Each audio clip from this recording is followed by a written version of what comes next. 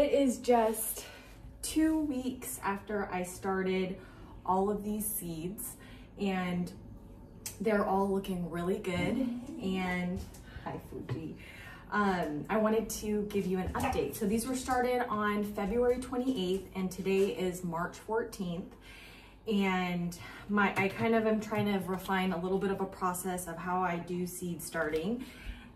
So I'm just using these little containers, these little like takeout containers, and I'm using the 3/4 inch soil blocks, and there's 2 stamps of the 20 soil blocks. Excuse me, sir.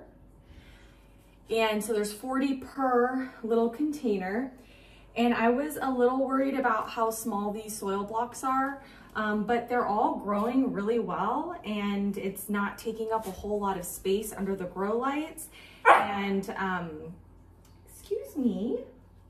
And so here we have the, let's see here.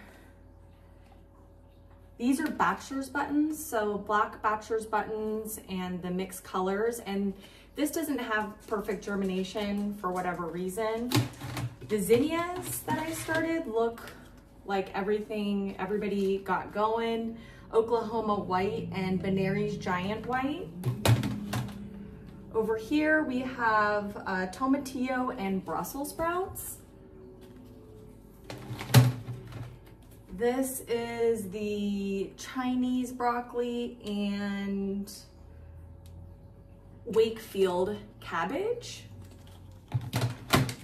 This is something that I was a little skeptical about, which was our loofah, because the seeds were so large, but they've already got quite a few leaves, and I probably shouldn't have put them with the loofah and the cucamelon, because it's kind of shading out the cucamelon. These are the white marigolds and Benary's giant white zinnias right here. And then over here are kale. We have the kale and the red shiso, which the red shiso hasn't germinated. So this is one thing that I probably would maybe baby a little bit more and just put the shiso by itself, because it looks like it's having a hard time.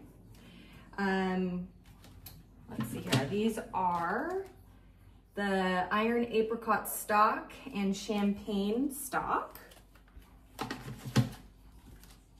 Madame butterfly ivory and light salmon snapdragons. So the snapdragons are definitely going a little bit slower than everybody else, so I'm glad I put them in their own little container by themselves. We've got chamomile and broadleaf sage.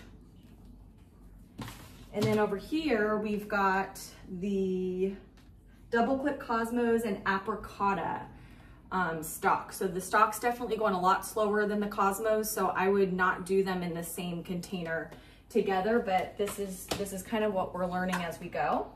And these are the Anaheim peppers, habanero peppers, and giant Marconi. So those were all fine together. I would do that again. And then we've got cosmos and toothache plant. So they're both doing good, but I probably would just put the cosmos by themselves next time. And then over here we've got basil and tarragon. So those are looking fantastic. And then these I got started a little bit ago, and it's the giant cabbages started on 223. And I actually already put one of these outside to test it and see how they go.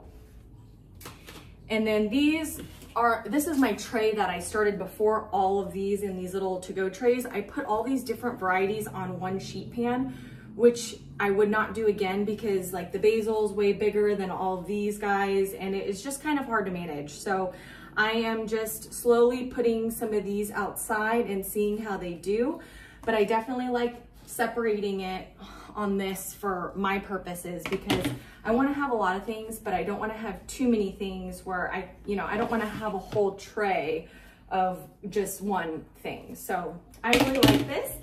And what I'm gonna do now is I'm gonna begin the process of hardening them off. I'm gonna start putting them outside little by little until they get used to the outdoors, and then we'll plant.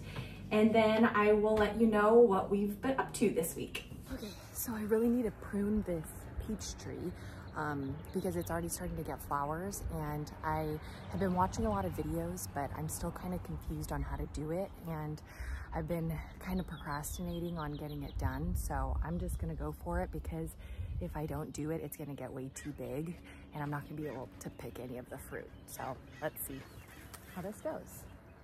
So they say like open vase, airflow is important. And then I think you're supposed to like chop it by 1/3 or something like that, because that's about how much more it'll grow throughout the season. So I'm just gonna wing it. And I'm whispering because I don't want my neighbors to think I'm crazy. I'm talking to myself.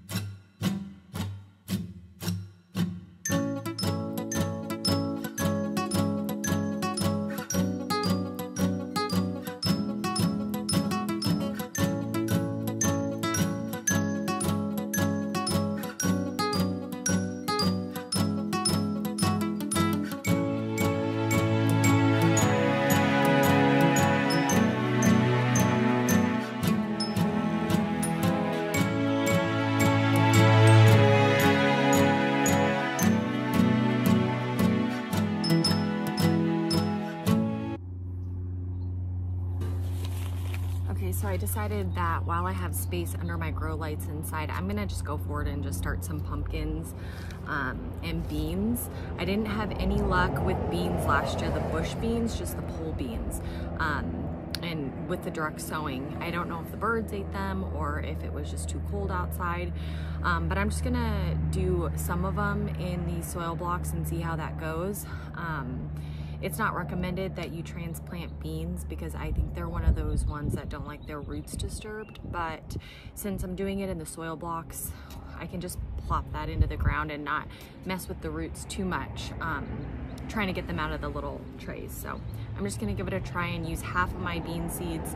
That way, if it doesn't work, I have another shot later on.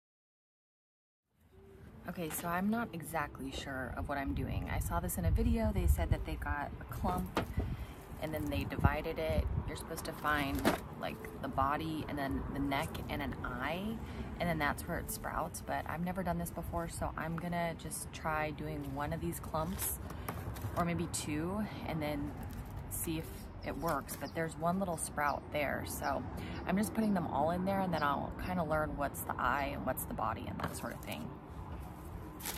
And then I'm gonna save these for later just in case I mess it up.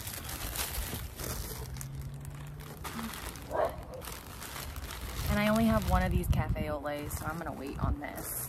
And then, I don't know if this is gonna work. These are peonies. I don't think that they grow very well here. So, I don't know. I don't know about that guy.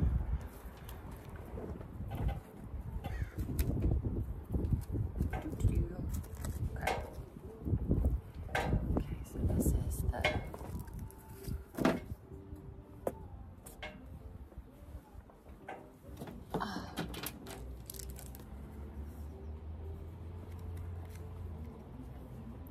Romance mix.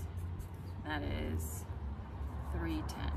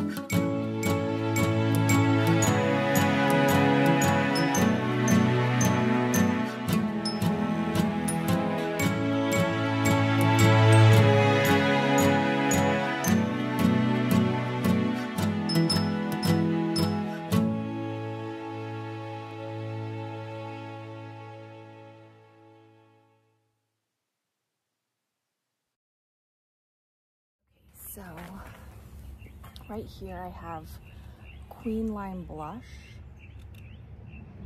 Cinderella Peach, Oklahoma Salmon. So what I think I'm gonna do is do the Queen Lime Blush first, and then the peach, and then the salmon, and see how that goes.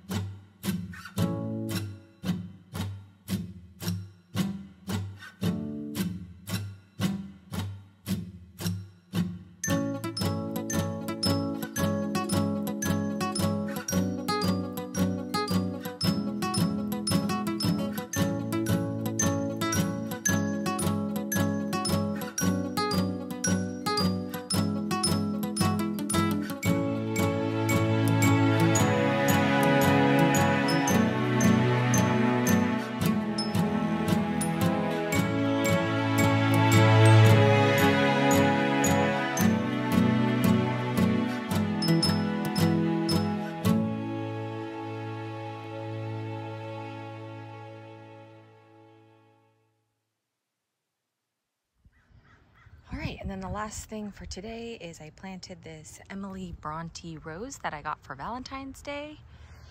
And I just have to water it in.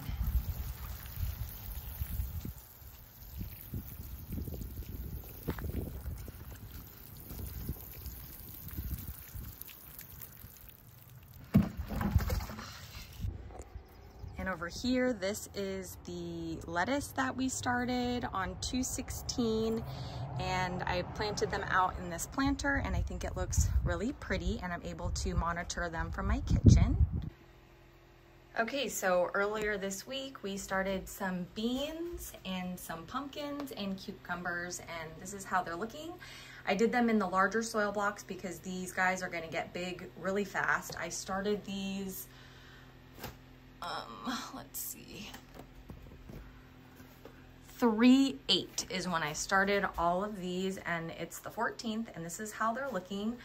I really regret putting the Lysianthus in this huge tray because it's taking up a bunch of space and growing very, very slowly.